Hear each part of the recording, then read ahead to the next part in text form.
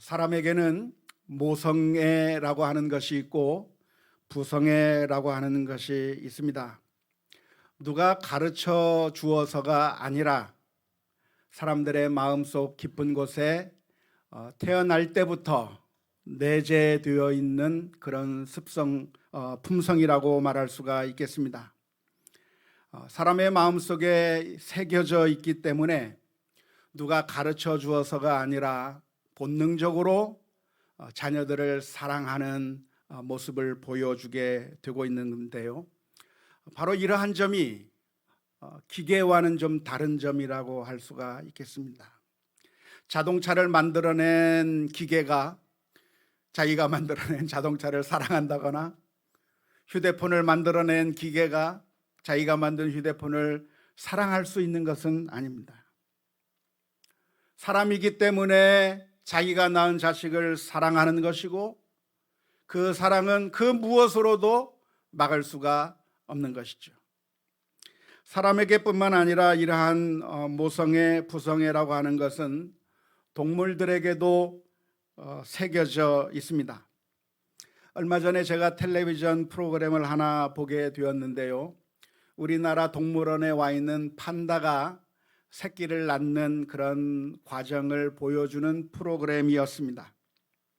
중국에서부터 데리고 온 그 판다가 우리나라 동물원에서 혼자 지내는 겁니다. 하지만 중간에 교미를 시켜주었고, 그래서 새끼를 잉태하게 되었고, 그리고 때가 되어서 새끼를 낳게 되었는데요.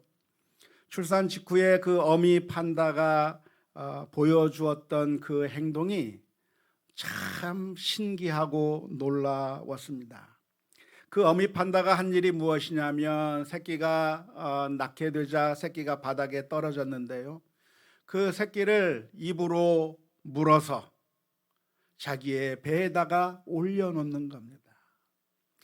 물는데 자꾸 떨어지니까 그냥 포기한 것이 아니라 자꾸만 물어가지고 그 새끼 판다를 자신의 가슴에 올려놓고, 그리고 감싸고, 그리고 그 새끼 판다에게 자기의 젖을 물리는 그런 장면을 보게 됐습니다. 이 판다가 도대체 누구에게서 배워서 이런 행동을 하는 것일까요? 아무도 가르쳐 주지 않았는데 그 주변의 판다들이 어떻게 하면 아기를 낳고 잘 기를 수 있는지에 대해서 주변의 판다들이 알려준 것도 아니고, 그 누가 가르쳐 준 것도 아닌데 본능적으로 새끼가 태어나자마자 그 새끼 판다를 위해서 정말 최선의 노력을 다하고 보호하려고 하고 젖을 물리는 그 모습을 보면서 참 신기하다라고 하는 것을 생각하게 됐습니다. 사실 이러한 현상은 진화론으로서는 설명하기가 어려운 일입니다. 진화론이라고 하는 것은 무엇입니까? 무생물이 있었는데, 광물이 있었는데, 시간이 오랜 세월이 지나다 보니까 그 무생물들이 이리 조합하고 저리 조합해서 아미노산이 만들어지고 단백질이 만들어지고, 그래서 생명체가 탄생하게 되었는데, 그것이 진화하고 또 진화해서 사람이 되었다고 하는 것인데, 그렇게 우연히 만들어진 생명체가 모성애를 가지고 부성애를 가진 그런 존재가 될 수 있다고 하는 것은 아무리 받아들이려고 해도 받아들이기 어려운 이야기라고 할 수가 있겠습니다. 우리가 휴대폰의 부품들을 한 곳에 모아놓고 그것을 슬슬 흔들면서 수억 년을 기다리던 그것이 우리가 쓸 수 있는 휴대폰으로 조립될 수가 없습니다. 아무리 수억 년이 지난다고 한들, 그리고 거기에 모든 요소들이 다 그 자리에 있다고 한들, 그것이 어떻게 자연적으로 우연히 조립이 되어서 우리가 사용할 수 있는 휴대폰이 된다고 하는 것은 불가능합니다. 하지만 휴대폰보다도 수억 배 복잡하고 그리고 모성애와 부성애를 가진 우리 사람들이 우연히 만들어질 수 있고 진화할 수 있다고 하는 것은 아무리 믿으라고 해도 도무지 믿을 수 없는 미신 중에 미신이라고 생각을 합니다. 우리 인간에게 모성애가 있고 부성애가 있는 이유는 무엇이겠습니까? 성경은 아주 간단하게 설명해 주는데요. 그것은 바로 하나님께서 우리를 만드실 때 하나님의 형상에 따라서 우리를 만드셨기 때문에 그렇습니다. 창세기 1장 27절의 말씀에 보면 하나님이 자기 형상 곧 하나님의 형상대로 사람을 창조하시되 남자와 여자를 창조하셨다고 성경은 기록하고 있습니다. 하나님께서 우리를 하나님의 형상으로 만드셨기 때문에 우리에게는 하나님의 품성을 닮은 모습이 새겨져 있는 것이죠. 하나님을 닮은 그 품성들이 우리들의 마음 가운데 태어날 때부터 이미 새겨져서 태어나게 되는 것인데요. 이 세상의 모든 것들이 하나님의 아름다움을 드러내도록 창조되었지만 그 중에서도 하나님의 모습을 가장 잘 드러내도록 창조된 것이 바로 사람이라고 할 수가 있겠습니다. 우리 사람들이 하나님의 모습을 드러내도록 하나님께서 우리를 하나님의 형상으로 만들어 주셨는데 우리가 드러낼 수 있는 그런 모습 가운데서 하나님의 모습을 가장 잘 드러낼 수 있는 그런 품성이 무엇일까 하고 생각해 보면 그것은 바로 사랑입니다. 부모가 자녀를 사랑하는 것, 그것은 바로 하나님이 사랑의 하나님이라고 하는 것을 드러내주는 그런 일이 되는 것인데요. 하나님께서는 왜 우리 인간들에게 모성애와 부성애를 주셔서 우리 자녀들을 사랑하게 만들어 주셨을까요? 그 이유는 우리들에게 하나님을 대신해서 하나님의 모습을 나타내면서 자녀들을 잘 돌아보게 만들기 위해서 우리들에게 그런 모성애와 부성애를 주신 것입니다. 하나님께서 우리로 하여금 자녀들을 사랑하도록 그렇게 만들어 주신 것은 그 자녀들을 돌보는 책임이 우리들에게 주어져 있다고 하는 것이고, 그리고 부모님이 자녀를 잘 돌보는 것은 그것은 그냥 본능적인 것을 넘어서서 하나님께서 우리에게 맡겨주신 거룩한 사명이라고 하는 것을 믿어야 될 줄로 믿습니다. 안타까운 것은 우리가 자녀를 사랑하고 자녀들을 잘 길러야 하는 그런 사명을 받았는데 그러한 사명이 우리들에게서 나타날 때 종종 잘못된 방식으로 나타난다고 하는 것입니다. 우리 인생이 타락함으로 말미암아 죄를 지음으로 말미암아 죄로 인해서 오염이 된 것이고, 그래서 하나님의 그 사랑을 온전하게 나타나지 못하는 그런 죄성을 가진 인생이 되었기 때문에 우리가 우리 자녀들을 사랑하는 면에 있어서 하나님의 품성을 그대로 잘 드러내지 못하고 타락한 모습으로 우리 자녀들을 대하게 되는 경우들이 너무나도 많이 있습니다. 타락한 방식으로 자녀들을 대하는 방식 두 가지가 있는데요. 첫 번째는 부모로서 마땅히 자녀들을 사랑하고 돌보아야 하는에도 불구하고 부모가 귀찮게 여기거나 자녀를 기르는 것을 무거운 짐처럼 생각하거나 심지어는 폭력을 행사하기도 하고 학대하는 방식으로 나타나는 경향이 있습니다. 우리 자녀들을 사랑함으로써 하나님이 사랑의 하나님이라고 하는 것을 보여주고 느끼게 만들어야 되는데 부모님들이 그러한 사명을 망각해버리고 자녀를 향해서 학대하거나 폭언하거나 분노함으로써 하나님께서 우리에게 주신 그 사명을 망각해버리는 경향들이 많이 있습니다. 안타까운 것은 요즘 뉴스에서 너무나도 자주 들리는 뉴스가 무엇이죠? 그것은 어떤 가정에 어떤 엄마가 어떤 아빠가 자녀들을 학대했다고 하는 뉴스입니다. 조그마한 어린아이들을 학대하고 그들을 돌보지 않고 방치해서 그래서 죽음에 이르게 했다고 하는 그런 뉴스들이 너무나도 자주자주 우리 귀에 들리고 있다고 하는 것이 너무나도 안타까운 일이라고 할 수가 있겠습니다. 우리들의 이야기는 뉴스에 안 나오니까 우리들은 잘하고 있는 것일까요?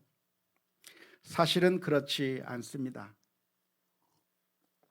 에베소서 6장 4절 말씀에 보면 이렇게 기록하고 있습니다. 또 아비들아 너희 자녀를 노엽게 하지 말고 오직 주의 교훈과 훈계로 양육하라고 말씀해 주셨습니다. 따라서 우리 부모님들은 자녀들을 양육함에 있어서 주의 교훈과 훈계로 잘 양육해야 되는데 그 방식이 어떻게 해야 되냐면 아이들을 노엽게 만들면 안 된다는 거예요. 그런데 우리 부모님들이 종종 어떻게 하냐면 우리 자녀들에게 화를 내기도 하고 폭력을 쓰기도 하면서 우리 자녀들을 노엽게 하는 일들을 많이 자행해 왔어요. 그런데 그런 일들을 자행해 오면서도 하나도 죄책감을 느끼지 않으면서 그런 일들을 해왔는데요. 왜냐하면 성경을 읽어보니까 성경에 자녀를 향해서 채찍질을 하지 않으면 안 된다고 하는 그런 말씀을 읽고 우리 자녀들을 마음대로 때려도 되는구나라고 오해했기 때문에 그렇습니다. 사실은 그렇지 않습니다. 자녀들을 함부로 때리거나 자녀들을 향해서 함부로 화를 내도 괜찮은 것이 아니라 아비들은, 우리 부모님들은 우리 자녀들이 노여움을 타지 않도록, 우리 자녀들이 화를 내지 아니하도록 사랑으로 애정으로 다루어야 하는데, 안타깝게도 우리 부모님들이 부모라고 하는 그런 권위를 가지고 우리 자녀들에게 학대하기도 하고 폭력을 쓰기도 하고 분노하면서 우리 자녀들을 노엽게 해왔다고 한다면 우리가 오늘 이 시간에 회개하고 반성하면서 우리 자신의 모습을 바꾸어야 할 것입니다. 심지어는 우리가 신앙교육을 한다고 하는 그런 명목으로 우리 자녀들을 노엽게 할 때가 많습니다. 목적이 정당하면 그 다음부터는 내가 하는 모든 일들이 정당할 것이라고 하는 잘못된 착각 가운데 신앙교육을 한다고 하는 핑계로 우리 자녀들을 때리고 화를 내고 자녀들의 마음을 아프게 한 적이 얼마나 많은지 몰라요. 그런데 그것은 신앙교육을 하는 것이기 때문에 정당한 것이 결코 아닙니다. 우리는 우리 자녀들에게 하나님이 사랑의 하나님이라고 하는 것을 보여주어야 돼요. 우리 부모님을 보면서 하나님이 사랑의 하나님이라고 하는 사실을 느끼게 해줘야 되는데, 우리 부모님들이 신앙교육을 한다고 하는 그런 명목으로 아이들을 학대하고 때리고 화를 내므로 말미암아 우리 자녀들의 마음을 닫아버린 경우가 너무나도 많이 있습니다. 특별히 우리는 모세의 경우를 잘 기억해야 되는데요. 광야 40년 생활을 하는 가운데 이스라엘 백성들은 원망을 많이 했습니다. 먹을 것이 없으면 먹을 것이 없다고 원망했고, 마실 물이 없으면 마실 물이 없다고 원망했습니다. 마치 우리 아이들 같은 것이죠. 그런데 그 부모와 같은 역할을 하던 그 모세가 하나님으로부터 명령을 받습니다. 이 이스라엘 민족에게 물을 공급해 주어라. 하나님의 방법은 무엇이냐면, 그렇게 원망하고 불평하는 이스라엘 민족을 향해서 하나님은 그들보다 훨씬 더 사랑이 많으신 하나님이라고 하는 사실을 보여주기를 원했어요. 그런데 그 순간에 모세는 이스라엘 민족을 향해서 분노하면서 바위를 치면서 하나님의 거룩하심, 하나님이 사랑이 많으신 하나님이라고 하는 사실을 보여주지 못하고 하나님의 영광을 나타내지 않음으로 말미암아 모세는 가나안 땅에 들어갈 수 없을 것이라고 하는 놀라운 하나님의 말씀을 듣게 되었습니다. 우리 자녀들은 부모님의 사랑을 너무나도 충분히 받아서 부모님의 사랑을 생각할 때마다 하나님은 정말 사랑이 많으신 우리 부모님과 같은 분이구나라고 하는 사실을 깨닫게 만들도록 우리 자녀들을 충분히 사랑해 주어야 하는데, 안타깝게도 우리 한국의 모든 대부분의 많은 사람들이 하나님은 아버지시다라고 말하면 그래요, 정말 하나님이 나의 아버지신가요 하면서 감격하고 은혜 받고 정말 하나님의 사랑을 깨닫기보다는 하나님이 아버지시라고 하면 하나님 무서운 하나님인가 보다, 하나님에 대해서 두려워하게만 만드는 그런 잘못된 교육을 우리 부모님들이 해왔다고 한다면, 그것이 우리의 죄성으로 인한 잘못된 방식이라고 하는 사실을 깨닫고 우리가 회개하며 주님 앞에 나아가야 될 줄로 믿습니다. 하나님께서 자녀들을 사랑하라고 하신 이 거룩한 사명이 왜곡되어서 나타나는 두 번째 방식이 있다고 한다면, 그것은 이번에는 정반대로 자녀들을 우상처럼 대하는 경우라고 할 수가 있겠습니다. 한편으로는 자녀들을 향해서 학대하고 폭력을 쓰고 화를 내는 그런 제대로 사랑하지 못하는 방식으로 나타난다고 한다면, 또 하나의 잘못된 방식은 무엇이냐면, 자녀를 사랑하기는 하는데 자녀가 마치 우상이 되어버리는 방식으로 자녀를 사랑한다고 하면 그건 역시 잘못된 모습이라고 할 수가 있겠습니다. 사실 이 세상의 모든 것들은 다 우상이 될 가능성이 많습니다. 늘 강조하는 말인데요, 우리가 사용할 수 있는 모든 좋은 것들은 그것이 도가 지나치면 우상으로 바뀌어 버릴 가능성들이 많습니다. 우리가 가지고 있는 모든 좋은 것들이죠. 예를 들자면 먹는 것도 좋은 것이지만 지나치면 우상이 되는 것이고요, 운동, 취미, 대학교에 입학하는 것, 취업, 사랑, 꿈, 재물, 성공, 아름다움, 인기, 자녀, 정치, 자동차, 주택, 심지어 신앙생활이라 할지라도 우리가 보기에 너무나도 좋은 것이 그것이 잘못되면 우상으로 바뀌어버릴 가능성들이 언제나 있는 것들입니다. 재물을 예로 들면 이렇게 생각해 볼 수가 있습니다. 재물이라고 하는 것은 우리에게 좋은 것입니까? 아주 나쁘기 때문에 버려야 하는 것입니까? 성경은 이 재물이 아주 나쁘기 때문에 우리가 반드시 버려야만 하는 것이라고 가르치고 있지 않고, 성경은 우리들에게 금욕주의적인 신앙생활을 가르치고 있지 않습니다. 이것이 이 세상의 모든 세속적인 종교와 다른 것인데요, 이 세속적인 종교에서는 말하기를 이 세상의 모든 것들을 다 버려야 하고 다 내버리고 오로지 가난하게 돼야 된다, 오로지 모든 걸 다 포기해야 된다라고 이 세상의 종교는 가르치고 있지만, 성경은 정반대로 하나님께서는 이 세상을 창조하셨을 뿐만 아니라 그 창조하신 그 세상을 보시면서 하나님께서는 좋다고 선언해 주셨기 때문에 우리가 무엇이든지 감사함으로 받는다고 한다면 그것이 우리들에게 유익한 것이라고 성경은 가르쳐주고 있습니다. 따라서 우리가 재물도 하나님께서 우리에게 주셨다고 하는 사실을 기억하고 감사하며 그리고 그것을 누릴 수만 있다고 한다면 그것이 우리들에게 큰 축복이 되는 것이라고 할 수가 있습니다.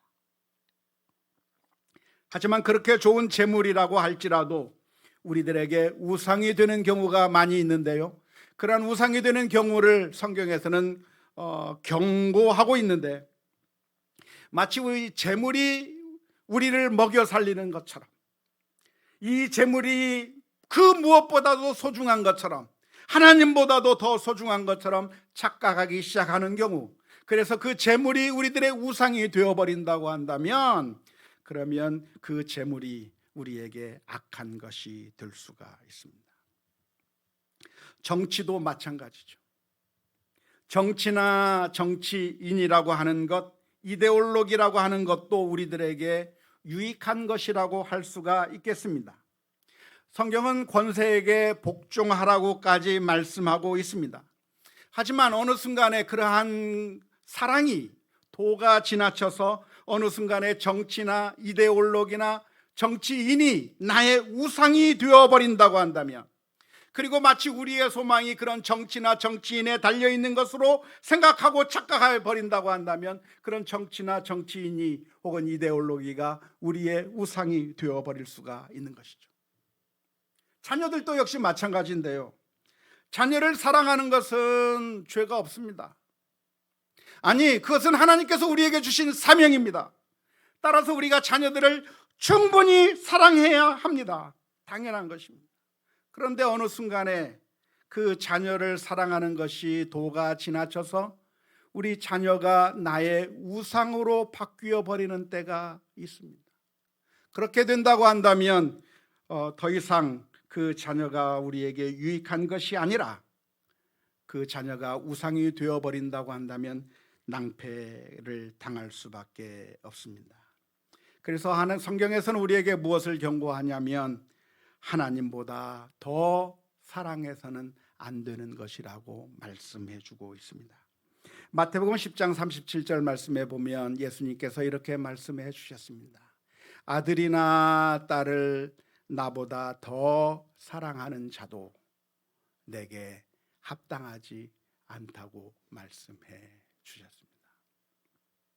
그런데 이 말씀은 우리 한국교회 성도님들이 종종 오해하는 말씀입니다. 그러니까 우리가 자녀를 어느 정도 사랑해야 되는가? 하나님보다는 좀 덜 사랑해야 되겠다라고 하는 마음들이 우리 성도님들에게는 많이 있습니다. 그래서 우리 자녀들을 사랑할 때 너무 많이 사랑하면 하나님께서 싫어하실까 봐, 정말 내가 우리 자녀들을 정말 사랑하면 하나님께서 미워하시고 그리고 우리 자녀들에게 벌을 주실까 봐 두려워하는 마음들을 종종 가지신 분들을 만날 때가 있는데요, 사실은 그것은 잘못된 생각입니다. 그것은 성경적인 개념이라기보다는 우리 한국의 전통적인 미신적인 생각입니다. 우리 한국 사람들은 전통적으로 미신적인 생각이 많이 있었는데요, 만일 우리가 너무나도 좋아하는 것이 있으면 귀신들이 그것을 빼앗아 갈까 봐 굉장히 두려워하는 것이 우리들의 마음 가운데 있습니다. 그렇죠? 그런 게 있어요. 그래가지고 좋아도 좋은 것을 다 표현하지 않아요. 왜냐하면 좋다고 얘기했다가 귀신이 뺏어갈까 봐. 정말 좋은 일이 있어도 우리 자녀가 사랑스러워도 그 자녀에게 사랑을 다 표현하려고 하는 것을 억제하려고 하는 것이 우리 한국 사람들의 마음 가운데 있어요. 그래서 어떤 식으로 나타나냐면 천명귀복이라고 하는 말이 있는데요, 이름을 지을 때 아주 천한 이름, 개똥이, 돼지, 뭐 이런 천한 이름을 지어 놓으면 귀신이 그 아이를 안 잡아가니까 일부러 못된 이름을 짓는 거죠. 그런데 우리 예쁘니, 우리 똑똑이 하면서 정말 사랑스러운 이름, 좋은 이름을 지어 놓으면 귀신이 와서 그 아이를 잡아갈까 봐 두려워서 일부러 나쁘게 대하고 일부러 사랑을 표현하지 않고, 그래서 사랑을 억제하려고 하는 그런 경향들이 우리 한국 전통적인 미신적인 의식 속에 많이 들어 있는데, 그런 의식을 가지고 있는 우리 한국교회 성도들이 성경을 읽으면서 하나님은 어떤 하나님인가? 만일 우리가 하나님보다 우리 자녀들을 더 사랑하면 하나님이 우리 자녀들에게 못되게 할지 모르니까 사랑을 좀 절제해야 되겠다, 사랑을 많이 표현하지 않아야 되겠다, 일부러 90%만 80%만 사랑해야 되겠다라고 생각하시는 성도님들이 의외로 정말 많이 있습니다.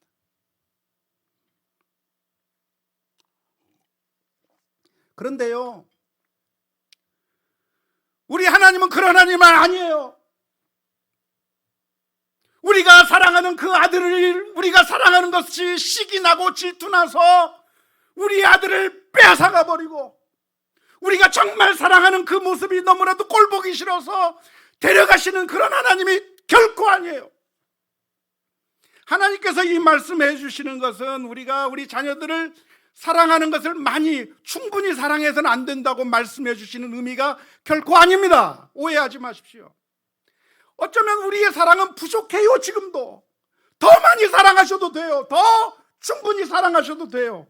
그런데 예수님께서 하시는 이 말씀, 너희가 아들이나 딸을 나보다 더 사랑하면 안 된다고 하시는 이 말씀의 의미는 무엇이겠습니까? 그것은 우리가 자녀를 사랑하기는 사랑하는데 우리 자녀들이 우상이 되어버려서 더 이상 하나님의 말씀도 지키지 않고 내가 하나님의 뜻에 순종하지도 않은 방식으로 우리 자녀를 사랑하게 되는 것에 대해서 경고하고 있는 것입니다. 예를 들자면 이렇게 예를 들 수가 있겠는데요, 우리 자녀를 사랑하는 것을 너무나도 사랑한 나머지 우리 아이가 아닌 다른 모든 아이들을 미워하기 시작했다고 한다면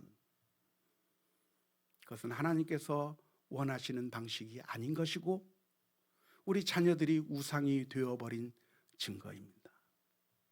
하나님은 원수까지라도 사랑하라고 하셨는데 우리 아이들을 사랑하는 것이 너무나도 우상이 되어버려서, 그리고 다른 아이들을 사랑하는 것, 다른 사람들에게 더 잘해주는 것에 대해서는 우리가 그것을 끊어버린다고 한다면 그것은 아들, 딸을 하나님보다 더 사랑하는 것이라고 할 수가 있겠습니다.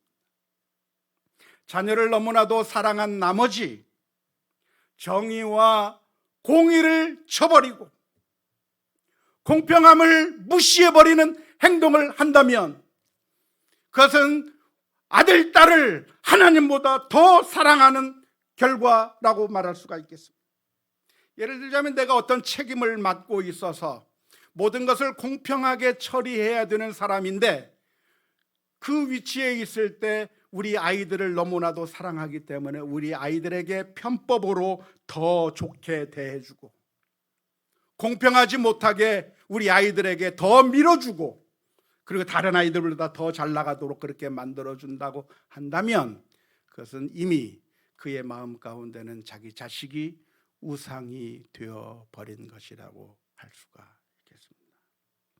아들, 딸을 나보다 더 사랑한다고 하는 이야기는 우리의 사랑을 절제해야 된다고 하는 그런 의미가 아니라 우리가 우리 자녀를 사랑한다고 하는 명목하에 하나님의 뜻을 저버리고 하나님의 말씀을 따르지 않고 그리고 정의와 공의와 공평함을 무시해버리고 심지어는 도둑질하고 심지어는 다른 악한 일을 하면서 그렇게 자녀를 사랑한다고 하면 그것은 하나님보다 우리 자녀를 더 사랑하는 우상에 빠지는 죄가 될 것입니다. 만일 우리가 지금까지 이렇게 살아왔다고 한다면 아마 이 자리에 앉아있는 대부분의 모습들이 양쪽의 극단의 모습으로 다 빠져봤을 겁니다. 때로는 하나님의 사랑의 성품을 드러내지 못했을 때도 많고 때로는 우리 자녀를 사랑한다는 것이 다른 자녀들은 미워해버리고 기회를 빼앗아버리고 악한 일을 해가면서 불합리하게 불공평하게 정의롭지 못하게 우리 자녀들을 사랑한 적이 많이 있다고 한다면 오늘 하나님 앞에 회개하면서 주님, 하나님의 사랑을 우리 자녀들이 깨달을 수 있도록 부모님을 보면서 우리 자녀들이 하나님을 사랑의 하나님을 느낄 수 있도록 사랑할 수 있게 해 주옵소서 기도하며 나아가야 될 줄로 믿습니다. 만일 우리들에게 자녀들이 우상이 되어버렸다고 한다면 하나님, 자녀 때문에 눈이 멀어서 하나님의 뜻에 순종하지 못했고 하나님을 더 사랑하지 못한 것을 회개하며 주님 앞에 엎드릴 수 있는 우리 모두가 다 될 수 있기를 주님의 이름으로 축원합니다. 오늘 성경 말씀을 보면 14절 말씀에 이렇게 기록합니다. 오직 시온이 이르기를 여호와께서 나를 버리시며 주께서 나를 잊으셨다 하거니와. 이스라엘 민족들이 지금 하고 있는 것이 무엇이냐면 하나님이 나를 잊어버리신 것 같아요. 하나님이 나를 버리신 것 같아요. 그 옛날 하나님께서는 이스라엘 민족의 하나님이라고 말씀해 주셨는데 이제는 더 이상 하나님께서 우리를 사랑하여 주지 않는 것 같다고 그렇게 말하고 있는 내용이 14절의 내용입니다. 이스라엘 민족이 하나님을 향해서 이렇게 하나님께서는 우리를 잊으셨고 하나님께서는 우리를 버리셨다고 그렇게 말하고 있는 이유가 무엇이겠습니까? 그것은 이스라엘 민족이 지금 엄청난 고난 가운데 있기 때문에 그렇습니다. 이방 민족들이 쳐들어와서 압제를 당하고 있고 엄청난 고난의 길을 계속 걸어가는데 하나님께서 구원해 주시지도 않고 하나님께서 문제를 해결해 주지도 않고 계속해서 고난의 길을 걸어가게 되는 그 순간에 이스라엘 민족들이 하나님을 향해서 말하는 겁니다. 하나님이 예전에는 우리의 하나님이었을런지는 몰라도 하나님이 더 이상 우리를 듣지 아니하시고 하나님께서 더 이상 우리를 눈여겨보지 아니하시고 하나님께서는 이제 우리에 대해서는 관심을 끊으신 것 같다고 하는 그런 하소연을 지금 이스라엘 민족들이 하고 있습니다. 그렇게 하소연하고 있는 이스라엘 민족을 향해서 하나님께서 주신 대답이 15절의 말씀입니다. 여인이 어찌 그 젖 먹는 자식을 잊겠으며 자기 태에서 난 아들을 긍휼히 여기지 않겠느냐. 그들은 혹시 잊을지라도 나는 너를 잊지 아니할 것이라. 성도 여러분, 여인이 자기가 낳은 자식을 잊을 수 있습니까? 잊을 수 있는 가능성이 있습니까? 불가능한 거죠. 그런데 하나님께서 말씀하시기를 여인은 잊을지라도 나는 너를 잊지 않겠다라고 말씀해 주고 계시는 거예요. 지난주에 우리 예배 다 마친 다음에 김점순 권사님께서 모처럼 교회를 오셨습니다. 요즘에는 몸이 많이 불편하셔서 그리고 정신도 좀 혼미하시고 하셔서 예배 시간에 오지 못하고 있는데 교회를 너무 오고 싶다고 그래서 교회 한번 가봤으면 좋겠다고 해가지고 예배가 끝났는데 아드님이 모시고 교회를 왔습니다. 그래서 교회당에 앉아서 너무 좋아하고 너무 감사하다고 하고 그리고 이제 돌아가시기 전에 제가 앉아서 함께 기도하는 시간을 가졌습니다. 그래서 그 김점순 권사님을 위해서 제가 기도를 해드렸습니다. 우리 권사님의 건강을 위해서도 기도했고 여러 가지 기도의 제목들을 가지고 기도를 하는데 제가 기도하면서 무슨 기도를 더 했냐면은 우리 권사님이 늘 기도하는 우리 아들, 딸을 위해서도 우리 권사님의 자녀들 그리고 자손들을 위해서 하나님께서 지켜주시고 은혜를 베풀어 주시기를 위해서 기도를 했는데 그때 그 권사님이 그 기도를 들을 때 아멘 하고 반응하죠. 정신이 혼미해져서 이제는 판단도 힘들고 아무것도 제대로 할 수 있는 것이 없으신 그 어르신께서 그의 마음 가운데 아직도 강하게 남아있는 것이 무엇인가? 자녀에 대한 사랑만큼은 하나도 줄지 않고 그대로 남아있어서 자녀들을 위해서 기도한다고 하니까 그것이 너무나도 감사해서 아멘 하면서 정말 마음으로 기도하는 그 모습을 보면서 야, 참 사람이 모든 기력이 다 떨어지고 정신이 혼미해져도 자기가 낳은 자식에 대한 사랑만큼은 결코 없어지지가 않는구나. 그런데 주님께서 말씀하시는 겁니다. 그들이 혹시 잊는다고 해도 나는 너를 잊지 않겠다. 나는 너를 기억한다. 하나님이 우리를 그렇게 사랑하셨기 때문에 우리를 살리시기 위해서 하나밖에 없는 아들을 십자가에 내어 주신 것이고, 우리를 십자가의 보혈의 피로 구원해 주셔서 우리가 믿음으로 살게 만들어 주신 것입니다. 어쩌면 우리가 인생을 살아가는 가운데 이스라엘 민족과 똑같은 경험을 하게 될 겁니다. 아마 대부분의 사람들이 이스라엘 민족과 같은 똑같은 경험을 하게 될 것입니다. 모든 일들이 꼬여가고 아무리 기도해도 하나님이 응답해 주시지 않고, 정말 하나님께서 이렇게 응답해 주시고 이렇게 해결해 주신다고 한다면 정말 좋겠는데, 그리고 기도의 응답을 받았다고 하는 사람들도 많은데, 내 문제는 하나님께서 외면하시는 것 같아요. 그런데 사랑하는 성도 여러분, 하나님께서 잊고 계신 것이 아니고, 하나님께서는 그 누구보다도 우리를 사랑하실 뿐만 아니라 기억하고 계시고, 하나님께서 사랑하신다고 하는 그 사실을 마음속에 기억하면서 주님을 믿고 신뢰하며 나아가는 우리 모두가 다 될 수 있기를 바랍니다. 내가 너를 잊지 않았다. 다른 사람들은 다 잊어도, 심지어 너를 낳은 부모님이 너를 잊는다고 할지라도 나는 너를 잊지 않는다고 말씀해 주시는 그 하나님을 바라보면서 우리의 인생의 길 가운데 사망의 길 골짜기로 걸어가는 순간에도 믿음으로 주님만을 바라보면서 담대하게 살아가는 우리 모두가 다 될 수 있기를 주님의 이름으로 축원합니다.